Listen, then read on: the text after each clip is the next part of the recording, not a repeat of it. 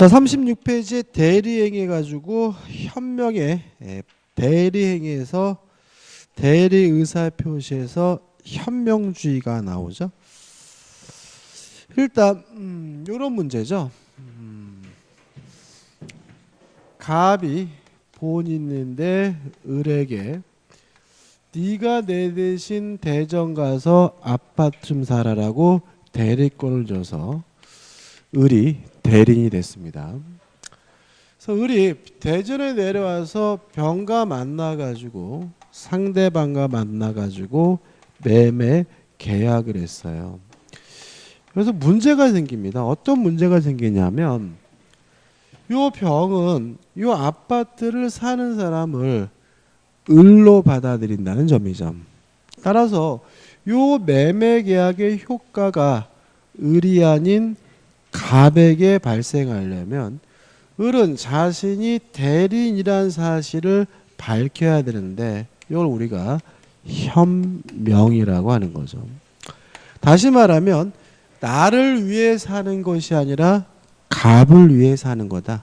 나를 위해서 매매 계약하는 게 아니라 갑을 위해서 매매 계약하는 거다라고 밝히는 걸 우리가 현명이라고 하고요.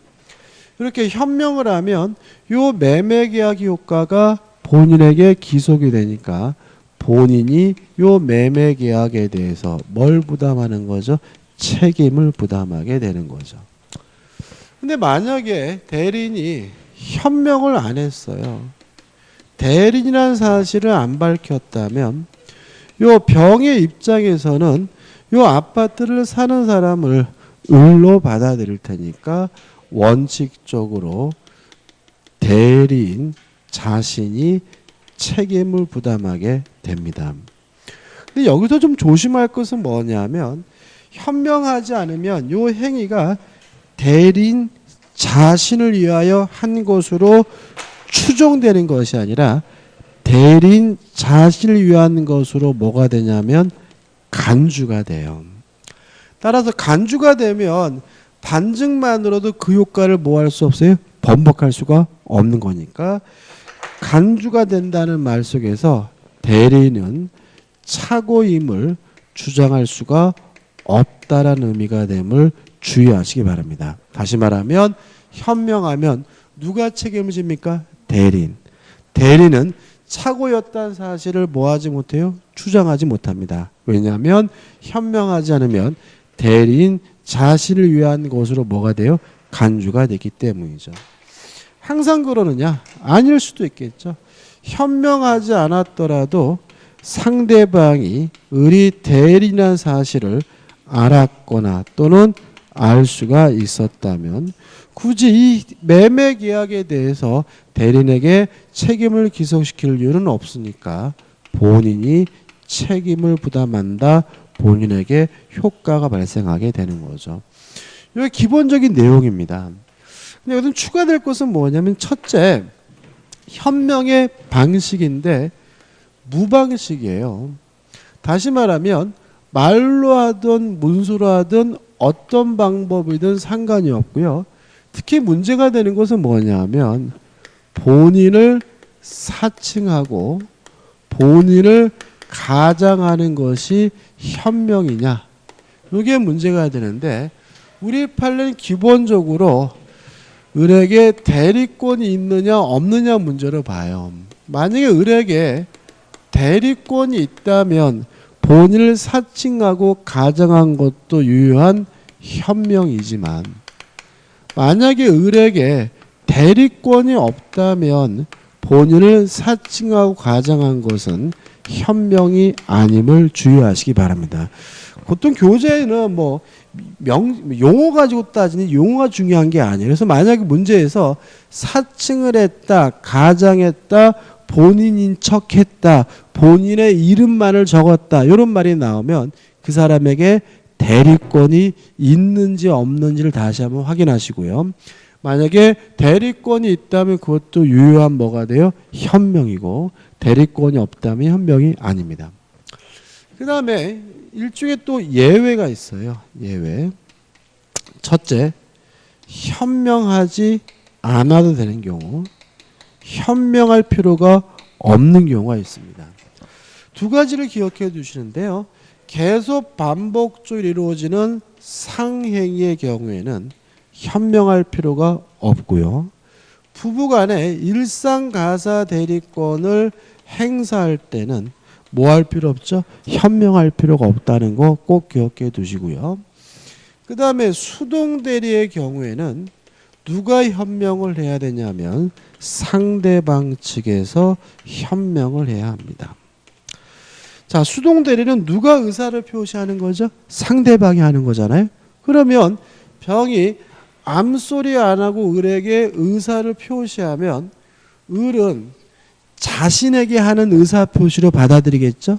따라서 병이 을에게 한 의사표시가 을이 아닌 갑에게 효과가 발생하려면 너한테 하는 것이 아니라 갑에게 한다는 사실을 누가 밝혀야 돼요? 상대방 측에서 밝혀야 되겠죠. 다시 말하면 수동대리는 본인에 대한 의사표시임을 현명을 누가 해야 됩니까? 상대방이 해야 된다는 거 주의하시기 바랍니다.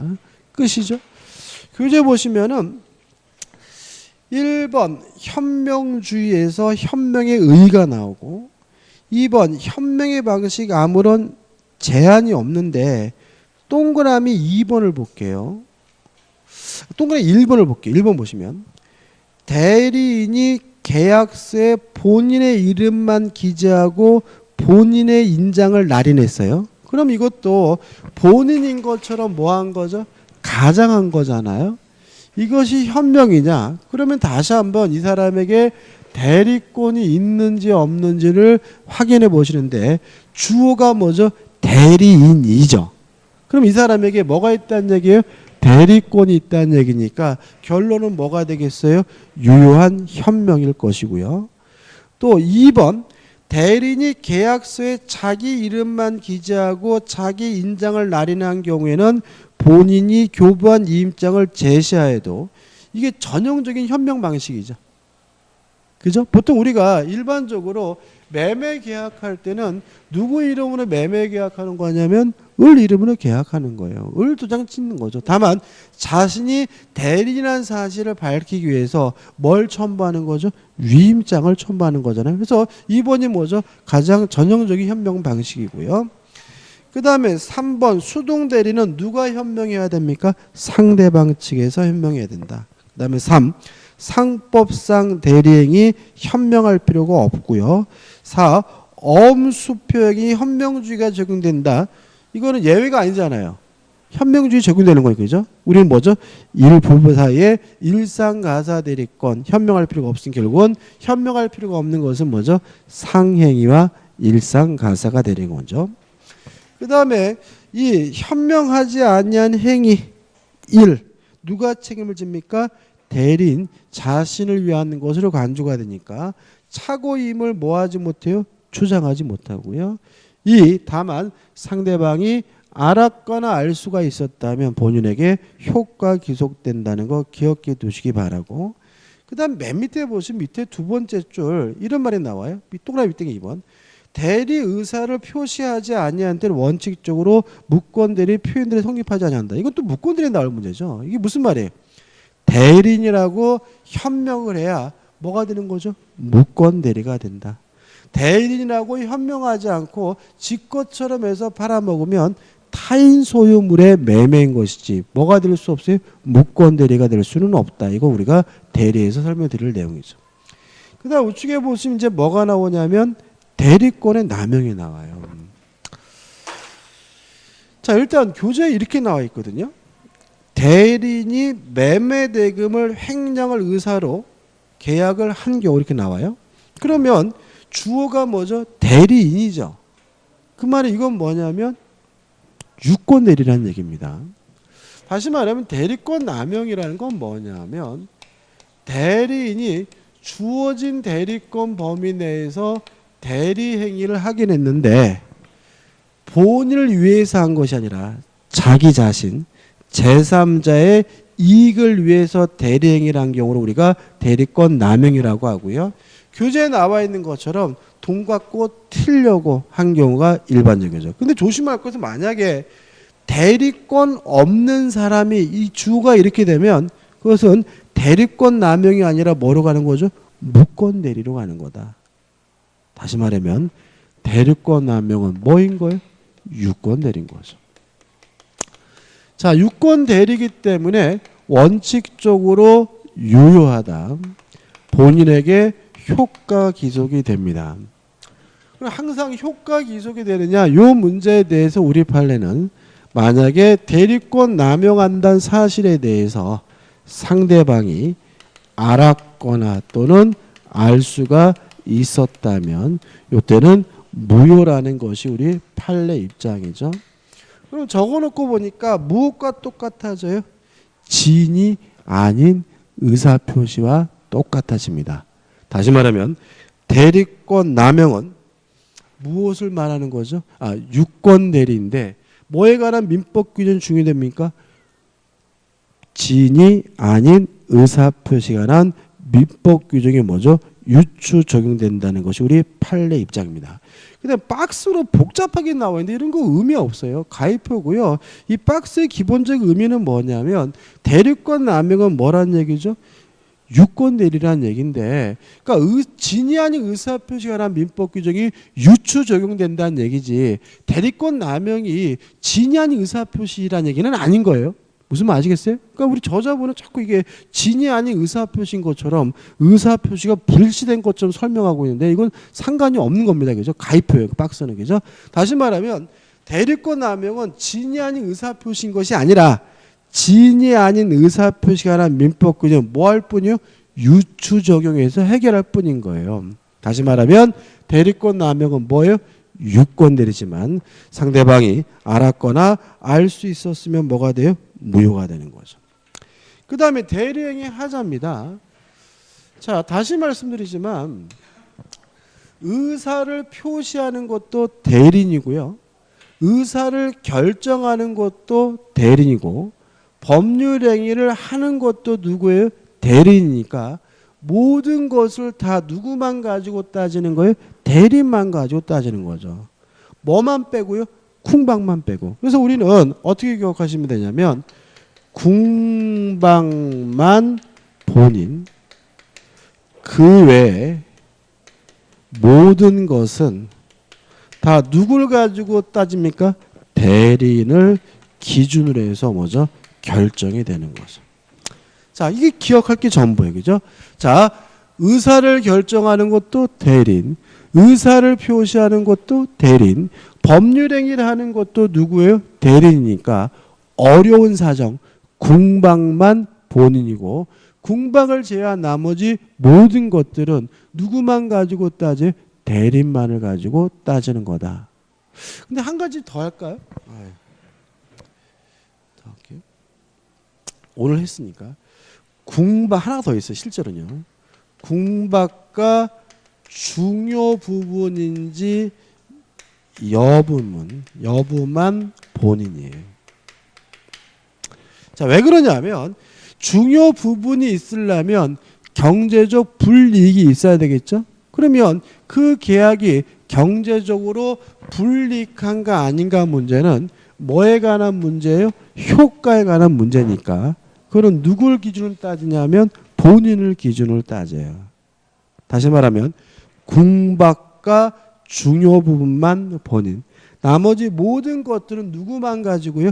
대리인만을 가지고 따진다. 이렇게 기억하면 되는 거죠. 자, 연습해 볼게요. 연습입니다. 자, 갑이 을에게 팔았어요.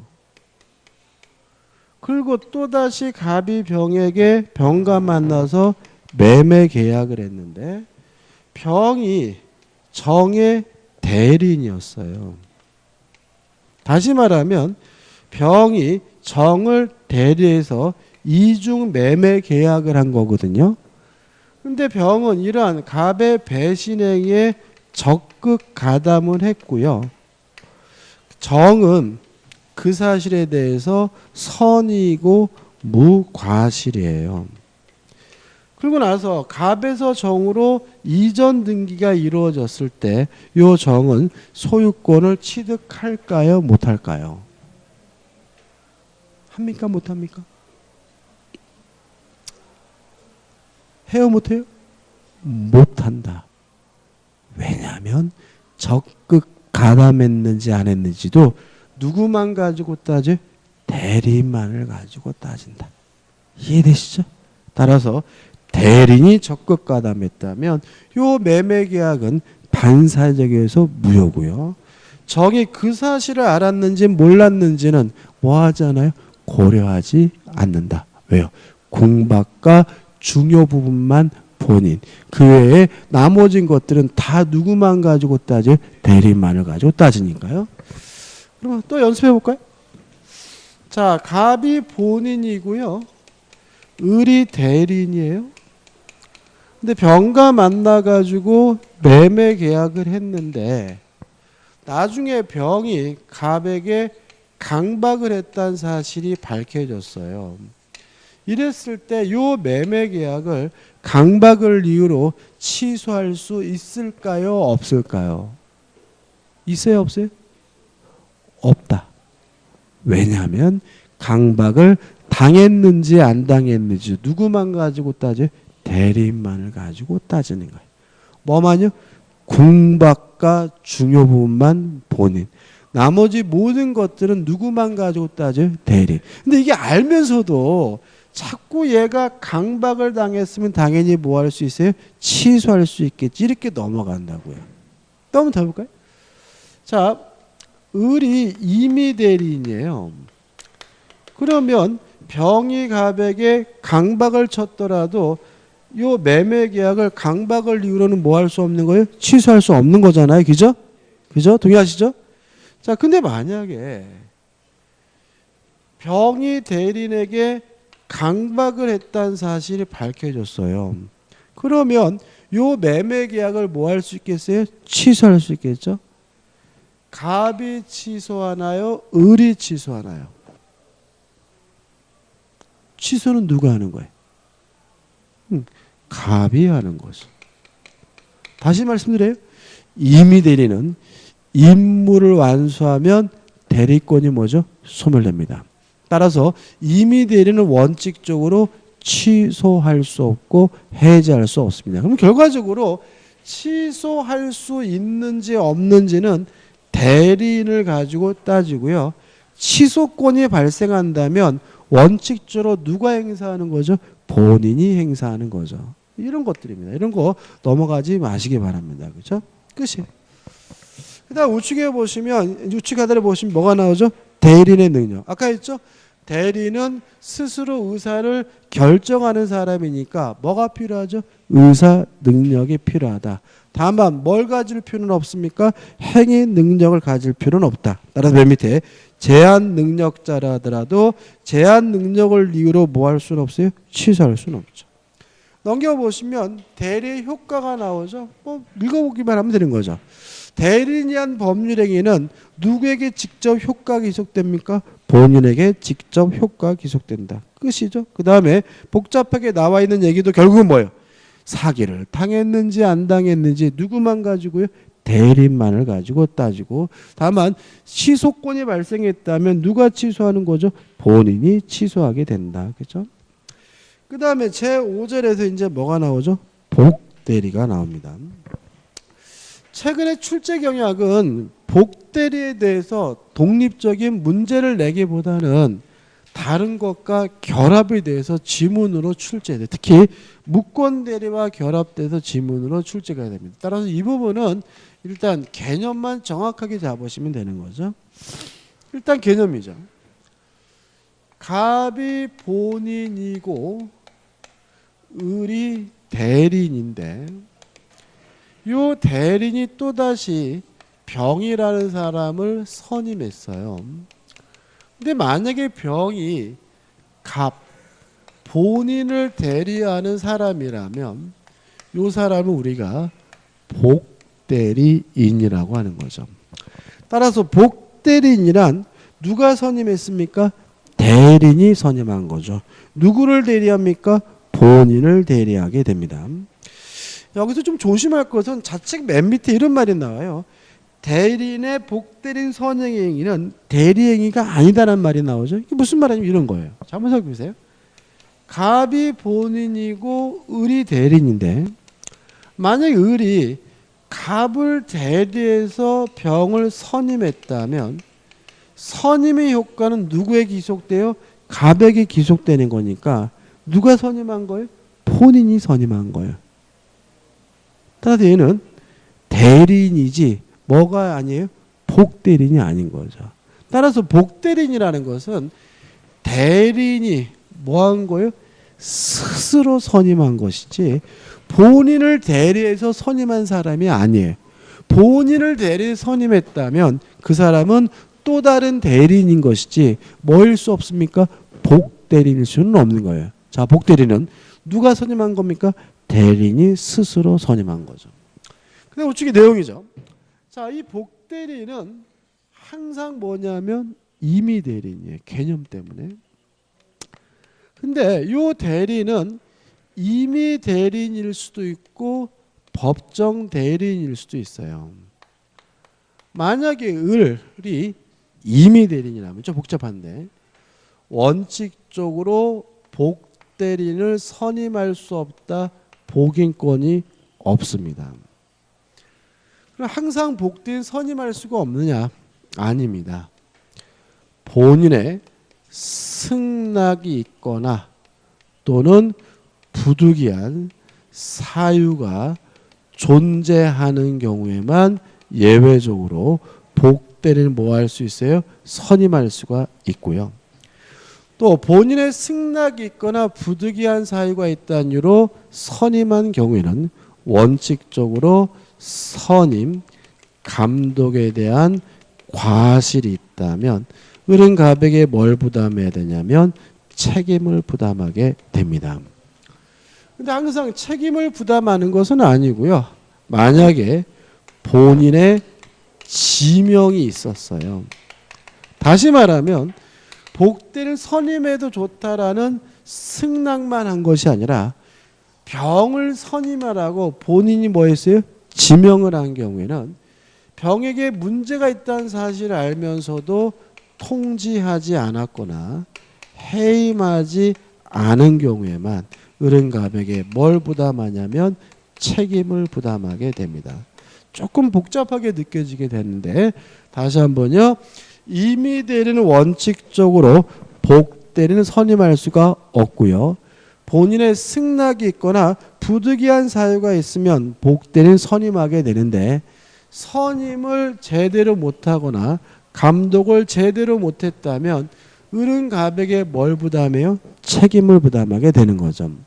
다만 병을 선임한 이유가 본인의 지명으로 선임한 경우에는 문제가 있다는 사실을 알면서 통지하지 않았거나 해임하지 않은 경우에만 을은 갑에게 책임을 부담하게 됨을 주의하시기 바랍니다. 그 다음에 이 을이 만약에 친권자나 후견인과 같은 법정 대리인이라면 자유롭게 복대를 선임할 수 있다. 복임권이 있습니다. 다만 책임은 강화돼 가지고요.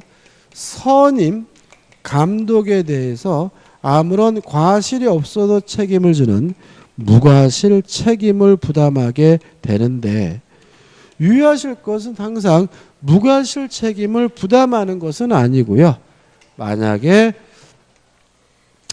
부득이한 사유가 존재하는 경우라면 뭐로 전환되냐면 과실 책임으로 전환되게 됨을 주의하시기 바랍니다. 여기서 지문을 참 많이 만듭니다. 다시 말씀드리면 친권자와 후견인과 같은 법정 대리는 자유롭게 복된 선임할 수 있다. 뭐가 있습니까? 복인권이 있고요. 선임 감독에 대해서 아무런 과실이 없어도 책임을 지는 뭐죠? 무과실 책임인데 이 무과실 책임이 과실 책임으로 뭐가 될 수 있어요? 전환될 수 있다는 거죠. 뭐가 있는 경우에는요? 부득이한 사유가 있는 경우에는. 끝입니다. 교재 보시면 이러한 내용이 우측에 1번 임의 대리인의 복임권, 그 다음에 2번 법정 대리인의 복임권에서 나와 있고 뒤에 나올 내용이 앞에 나온 거니까 일단 신경 쓰지 마시고요. 그 다음에 4번 복대리인의 지위 1. 복대리는 누가 선임했더라도 항상 뭐죠? 임의대리입니다. 이 복대리를 선임했더라도 대리인의 대리권은 뭐 되지 않아요? 소멸되지 않는다. 3. 병의 대리권은 을로부터 비롯됐으니까 을의 대리권보다 반드시 뭘 해야 돼요? 작아야 한다. 그 다음에 1번, 2번 보시고 넘겨보시면 이 복대리권에 소멸해가지고 병의 대리권은 을로부터 비롯됐으므로 을의 대리권이 소멸하면 복대리권은 자동으로 뭐가 돼요? 소멸되게 된다. 끝이죠. 그 다음에 6절에서 이제 뭐가 나옵니까? 무권대리가 나옵니다. 여기서 이제 2문제 내지 3문제 나오죠. 우리 교재는 표현대리부터 나오곤 한데요. 좀 틀을 좀 완성해야 돼요. 그러니까 이 무권대리에 대해서는 지나치게 지엽적인 곳에 들어가지 마세요. 공부하다 보면은 어렵다고 느껴지면 자세하게 공부하려고 노력을 하시는데 자세하게 공부하는 게 아니라 기본적인 틀을 완성하려고 뭘 해야 돼요? 노력을 해야 되겠죠. 자, 틀을 완성해 보자. 자, 갑이 가지고 있는 물건을요, 을이 지 것도 아닌데 병에게 팔아먹었어요. 여기서 우리가 첫 번째 생각해 봐야 될 것은 뭐냐 하면 을이 어떻게 갑의 물건을 팔아먹었을까? 2가지 방법이 있는 거죠. 자신의 소유물이라고 하면서 팔아먹거나 아니면 갑의 소유물이 맞는데 내가 대리인이야. 대리인이라고 현명을 하면서 팔아먹을 수가 있겠죠. 만약에 을이 대리인이라고 현명을 했는데 실제로 을에게 대리권이 있다면 이건 뭐가 되냐면 유권 대리가 되는 거고요. 대리인이라고 현명을 했는데 대리권이 없다면 이건 뭐가 돼요? 무권 대리가 되는 거죠. 따라서 무권 대리란 대리인이라고 현명을 했지만 대리권이 없는 것이 뭐죠? 무권 대리이기 때문에 무권 대리가 되려면 반드시 뭐가 필요한 거죠? 현명이 필요한 거죠. 그죠? 그러면 이런 건 어떨까요? 갑이 소유하고 있는 A 건물에 대해서요, 을이 대리권도 없으면서 갑을 사칭을 해가지고요, 갑이라고 해가지고 병과 만나서 갑의 이름으로 매매 계약을 하고 갑의 도장을 찍었어요. 무권 대리인가요?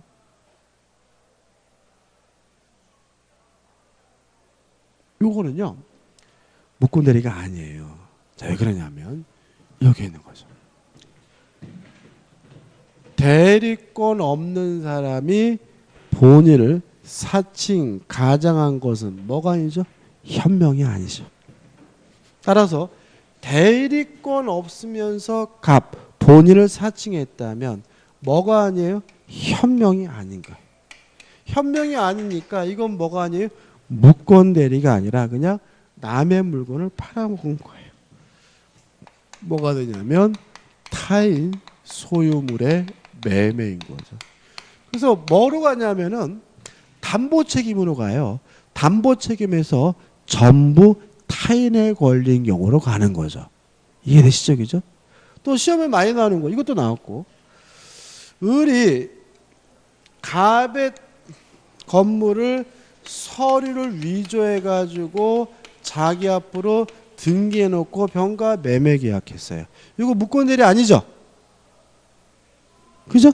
서류를 위조해서 자기 앞에 등기해 놓고 팔아먹었다는 말은 말 그대로 지 거라고 팔아먹은 거잖아요. 그러니까 이건 뭐예요? 타인 소유물의 매매지. 뭐일 수는 없는 거예요? 무권 대리일 수는 없는 거예요. 다시 말하면 무권 대리가 되려면 반드시 뭐가 필요합니까? 현명이 필요하다는 거 꼭 가져가셔야 돼요. 이게 가장 기초죠. 그 다음 이제 무권 대리가 둘로 나뉩니다. 첫째, 좁은 의미의 협의의 무권 대리가 있고요. 그 다음에 뭐가 있냐면 표현 대리가 있어요. 둘 다 무권 대리라는 점은 같아요. 그러니까 다시 말하면 표현 대리도 뭐의 일종이에요? 무권 대리 일종이죠. 이것도 시험 문제 지문으로 잘 내요. 표현 대리도 뭐의 일종입니까? 무권 대리 일종인 거예요. 그럼 뭐가 다르냐? 대리인이 책임을 부담해야 되는 원칙적 무권 대리가 뭐예요? 협의의 무권 대리고요. 을에게 대리권이 없는데도 불구하고 예외적으로 본인이 책임을 부담하는 무권 대리가 뭐죠? 표현 대리인 겁니다. 따라서 표현 대리는 예외적인 거예요.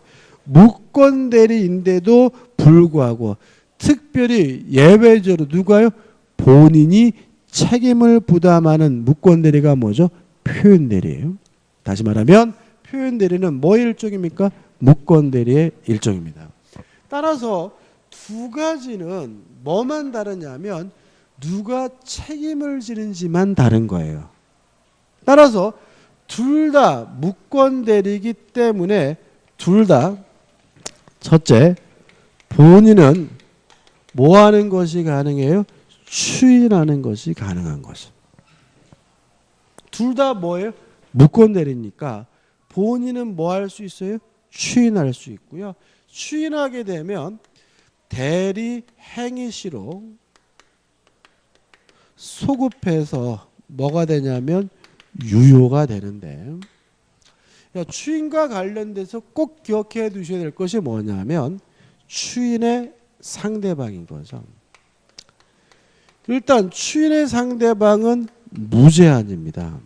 다시 말하면 병에게 추인할 수도 있고 무권 대리에게 추인할 수도 있고 승계인이 있다면 승계인에게 추인하는 것도 가능한데, 다만 무권 대리인에게 추인한 경우에는 그 사실을 모르는 선의의 상대방에게 뭐하지 못하냐면 대항하지 못합니다. 다시 한번요. 자, 협의 무권 대리든 표현 대리든 본인이 뭐 할 수 있습니까? 추인할 수 있고, 추인하게 되면 대리 행위시로 소급해서 유효가 되고요. 추인의 상대방은 아무런 제한이 없는데 무권 대리인에게 추인한 경우에는 그 사실을 모르는 선의 상대방에게 뭐 하지 못해요? 대항하지 못합니다. 다시 말하면 무권 대리인에게 추인하는 거 가능해요. 다만 추인하는 건 가능하지만 그 사실을 모르는 선의 상대방에게 뭐 하지 못해요? 대항하지 못할 뿐인 거죠. 그 다음에 무권 대리인과 거래한 상대방은 두 가지를 할 수가 있어요. 첫째, 채고를 할 수가 있습니다. 뭘 채고를 하냐면요, 추인할 건지 안 할 건지 추인 여부를 채고할 수가 있고요. 요 추인 여부의 채고에 대해서 채고 기간 내에 확답을 바라지 않으면 그때는 추인을 거절한 것으로 확정이 되고요. 요 채고는 선의 상대방만 할 수 있는 것이 아니라 악의 상대방도 할 수 있다는 거 조심하시기 바라고요. 또 상대방은 철회하는 것도 가능합니다. 주의하실 것은 철회는 선의 상대방만 할 수 있고요. 악의 상대방은 철회할 수가 없는데, 항상 조심할 것은 이 철회는 언제까지 해야 되냐면 추인 전까지 해야 되는 거죠. 자, 이것과 이것을 이제 결합해 볼게요. 자, 만약에 본인이 추인했다면 상대방은 더 이상 뭐 하지 못합니까? 철회하지 못합니다. 왜냐하면 철회는 언제까지만 할 수 있어요? 추인 전까지만 할 수 있으니까요. 근데 이 철회를 만약에 추인을 무권 대리인에게 추인한 경우라면 그 사실을 모르는 상대방은 여전히 철회하는 것이 가능합니다.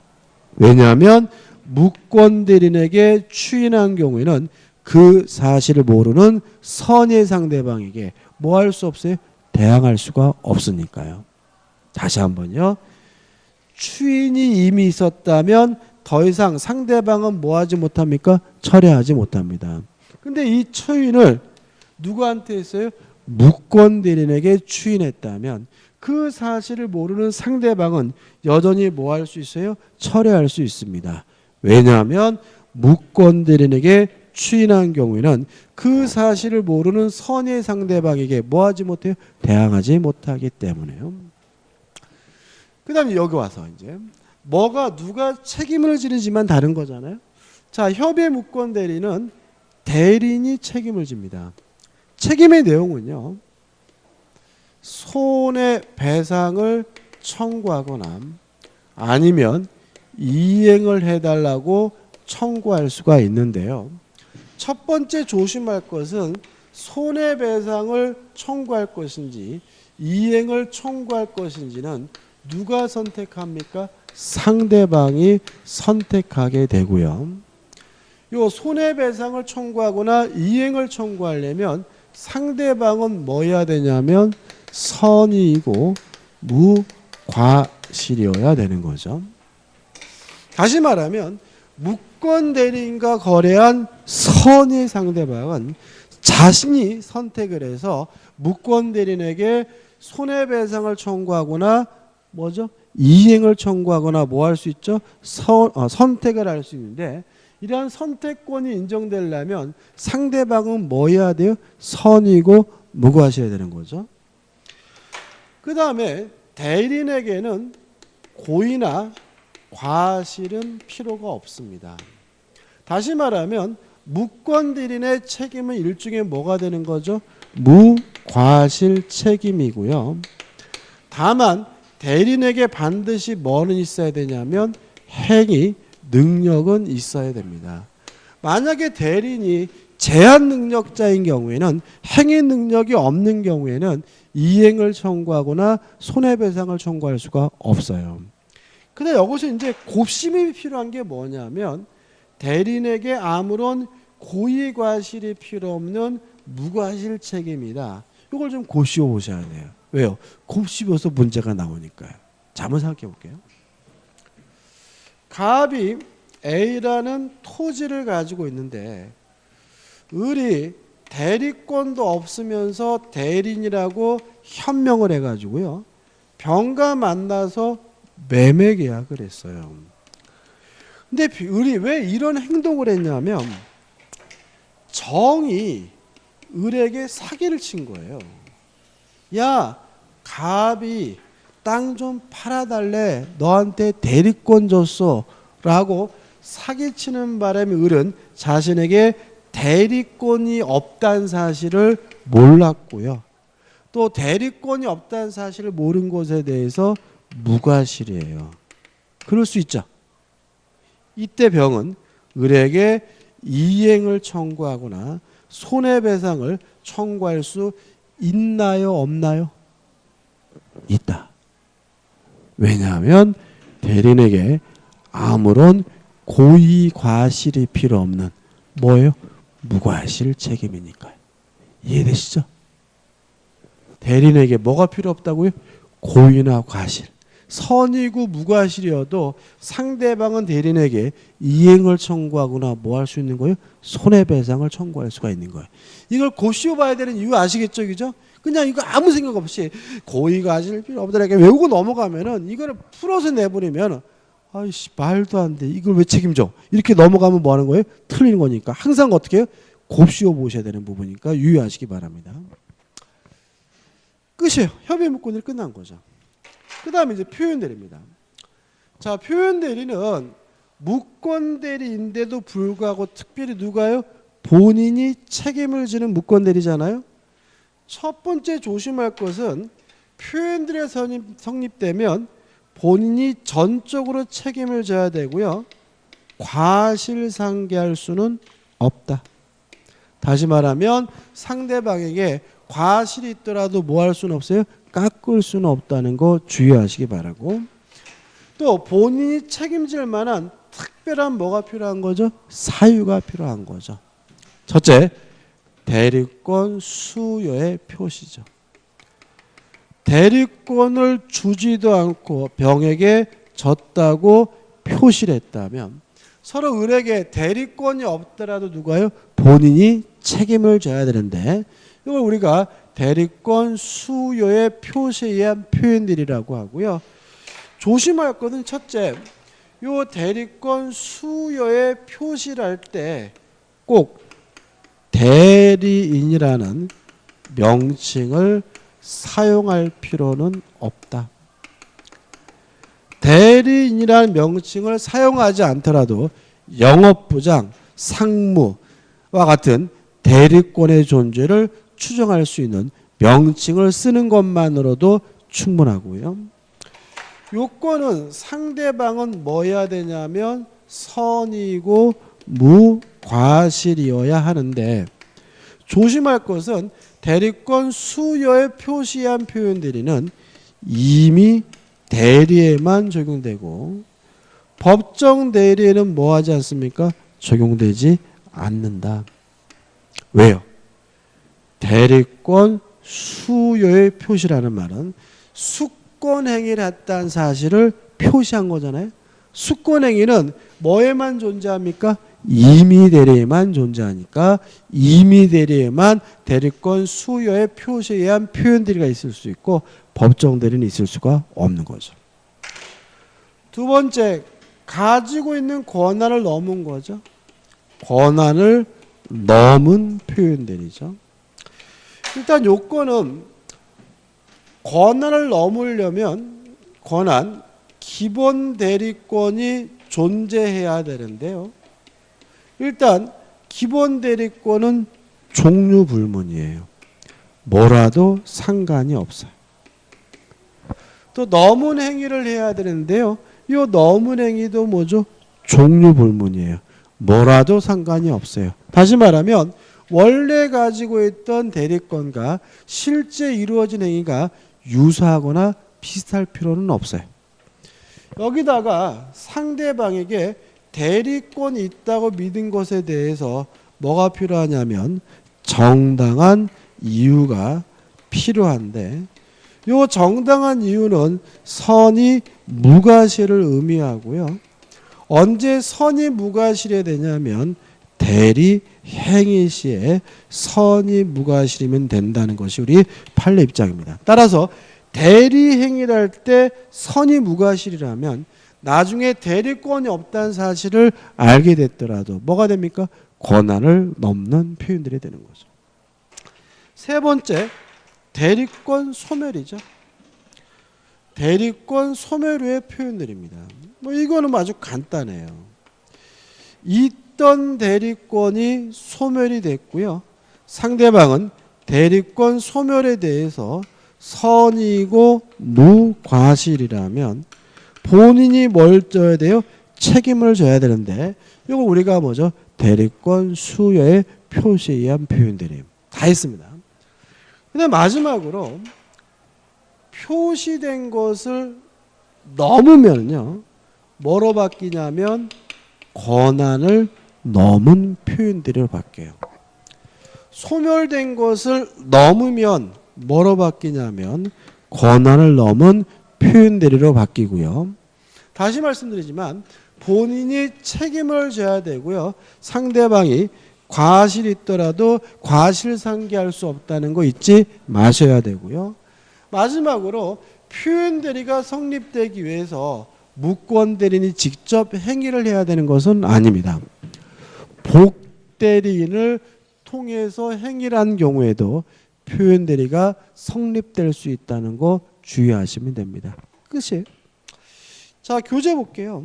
교재 보시면 1. 좌측의 무권대리 제도에서 표현대리 왜 이것은 나온지 모르겠어요. 아무튼 기본적인 내용은 뭐냐면 넓은 의미의 무권대리가 있고 좁은 의미의 무권대리와 그 안에 뭐가 있어요? 표현대리가 있다. 표현대리는 뭐의 일종이죠? 무권대리 일종이다. 이런 말이 나와 있고 우측에 보시면 협의의 무권대리 나오죠. 1.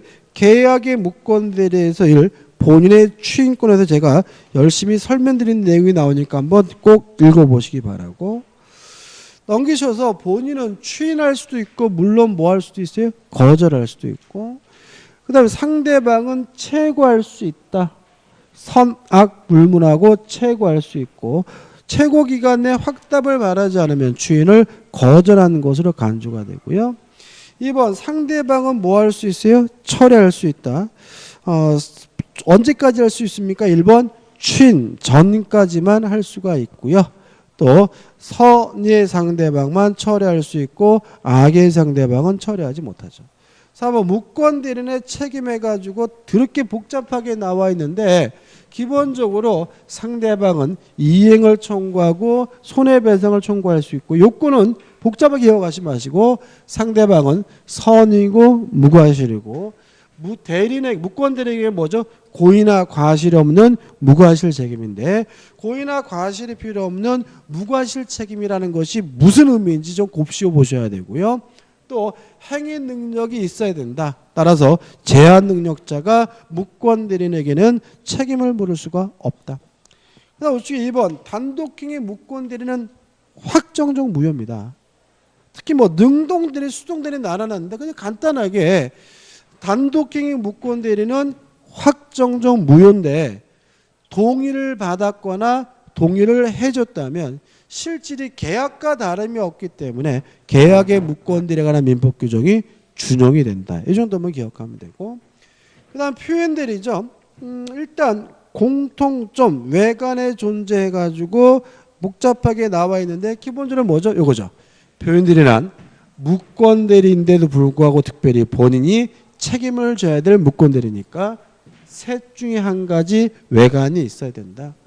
2번 상대방은 뭐 해야 돼요? 선이고 무과실해야 되는데 언제 선이고 무과실입니까? 대리행위시고 그 다음에 3번에서 상대방의 철회권과 본회추인권 이거죠. 표현들이도 뭐의 일종입니까? 무권대리 일종이니까 본인이 추인할 수도 있고 상대방은 최고할 수도 있고 상대방은 뭐 할 수 있어요? 철회할 수도 있다. 그 다음에 4번 나와 있고 5번 대리인의 책임 한번 읽어보시면 될 것 같아요. 그 다음 우측에 보시면 이 제125조의 표현들이잖아요. 참고로 이렇게 시험 문제 안 나와요. 뭐라고 나와야 돼요? 대리권 수여의 표시에 의한 표현들이 이렇게 나오겠죠. 왜냐하면 몇 조를 외우라고 시험 문제 낼 수는 없는 거예요. 무슨 말 아시겠죠? 우리 민법에서 몇 조 외우라고는 절대 시험 문제가 안 나오니까 125조 표현들이 이렇게 나오는 게 아니라 대리권 수여의 표시에 의한 표현들이라 나오고 기억할 건 뭐예요? 꼭 대리인이나 명칭을 사용할 필요는 없다. 그 다음에 임의 대리에만 적용되고 법정 대리는 적용되지 않는다. 만약에 표시된 거를 넘으면 뭐로 바뀝니까? 권한을 넘는 표현들이 바뀌고 상대방은 뭐 해야 됩니까? 선이고 무과시해야 된다. 끝이죠. 3. 126조의 표현들이 이렇게 안 나오죠? 뭐라 나옵니까? 권한을 넘은 표현들이라 나오고 요건 기본 대리권이 있어야 되는데 복잡하게 나와 있지만 종류 보면 뭐 공법상 대리권이든 소송단 대리권이든 뭐 그런 건 따질 필요가 없는 거고요. 2번 상대방에게 대리권이 있다고 믿은 것에 대한 정당한 이유 선의 무과실이 필요한데 언제 선의 무과시해야 됩니까? 넘겨보시면 대리행위시를 기준으로 하고요. 4번 임의들이 법정들이 다 적용된다. 의미 없고 그 다음에 5번 해가지고 복잡히 나왔는데 의미 없죠. 그 다음 129조의 표현들은 뭐죠? 대리권 소멸의 표현들이 무슨 말입니까? 있던 대리권이 소멸되고 상대방이 선이고 무과실이면 누가요? 본인이 책임을 집니다. 그 다음에 상속이 있어서 무권대리 해가지고 1번 상속인의 무권대리 2번 피상속인의 무권대리에서 복잡하게 나와 있는데 무슨 내용입니까? 근반원의 원칙이죠. 그죠? 갑이 본인이고 을이 대리권도 없으면서 대리인이라고 현명에서 병가 매매 계약을 했는데 갑이 아버지여서 갑에서 을로 뭐가 이루어져요? 상속이 이루어지면 을은 무권 대리인인데다가 뭐이기도 해요? 본인이기도 하지만 본인의 법적 줄 이유로 추인을 거절하거나 무효라고 주장할 수는 없다. 왜냐하면 금반원의 원칙이죠. 아버지가 생존해 계실 때는 팔겠다고 했던 을이 아버지가 돌아가시고 나서는 안 팔겠다고 하는 것은 명백히 반대되는 언행이니까 뭐 되잖아요? 허용되지 않는다. 이게 뭐죠? 1. 상속인의 무권되는 거죠. 근데 거꾸로인 경우도 있죠. 갑이 아들이고 을이 아버지.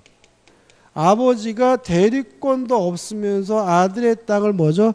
팔아먹은 경우죠. 오히려 이게 더 흔합니다.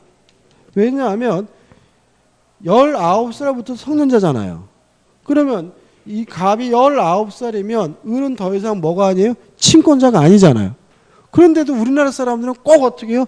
아들 땅 지가 매매계약 하거든요. 이거 다 뭐예요? 무권되는 겁니다. 왜요? 19살 먹은 아들은 아직도 뭐처럼 보여요? 애처럼 보이니까. 그렇지 않습니까? 그죠? 19살 먹은 아들이 뭐 영어학원 가려고 해요. 아버지가 가서 지가 영어학원 등록한단 말이죠. 이것도 뭐예요? 무권들입니다. 왜요? 아버지는 더 이상 뭐가 아니에요? 신권자가 아니니까. 무슨 말 아시겠죠? 그죠? 이런 경우 더 많아요. 근데 을이 돌아가셔서 갑에게 뭐가 됐어요? 상속이 됐어요. 이게 뭐죠? 피상속이지 뭐죠? 무권되는 경우죠. 이때 갑은 추인을 거절할 수가 있습니다. 왜냐하면 갑은 아버지가 생존해 계실 때도 팔겠다고 한 적이 없는 사람이니까 아버지가 돌아가시고 나서 안 팔겠다고 하는 것은 뭐가 아닙니까? 반대되는 언행이 아니기 때문에 이때는 추인을 거절하는 것이 가능하다. 이게 뭐죠? 피상속인이 무권되는 경우죠. 한번 쭉 읽어보시기 바랍니다. 결론만 기억하시면 되겠죠. 여기까지고요. 5분만 쉬었다가요. 법률행위 무효와 취소를 좀 보도록 하겠습니다.